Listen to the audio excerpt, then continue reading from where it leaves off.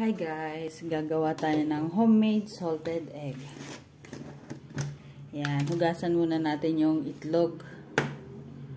Tapos, lagay natin sa jar. Hindi ko na guys pinakita kung paano hugasan yung egg. Siguraduhin natin guys na walang basag yung itlog.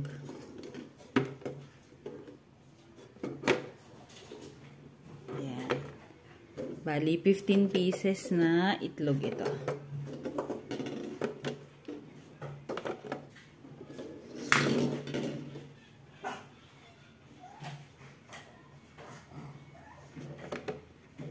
Parang may nabasag guys.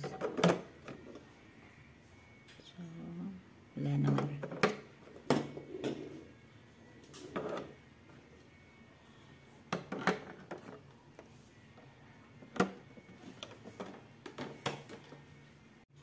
Yan guys, lalagyan na natin siya ng asin.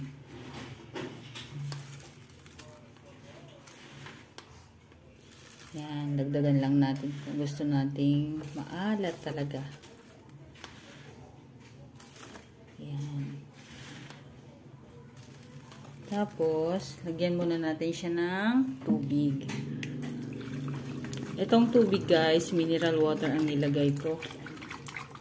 Para siguradong malinis. Yan. Dapat lubog siya sa tubig. Yan. Tapos, dagdagan ulit natin siya ng asin sa ibabaw. Yan.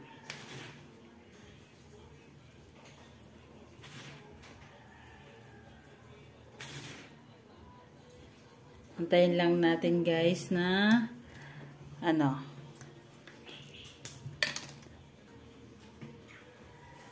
mahango siya sa loob ng 14 days. 14 to 21 days. Depende sa'yo kung gaano kaalat ang gusto mo. Pero usually kasi sa akin, 14 days lang. Yan na siya guys. Mag-aantay na lang tayo ng 14 days.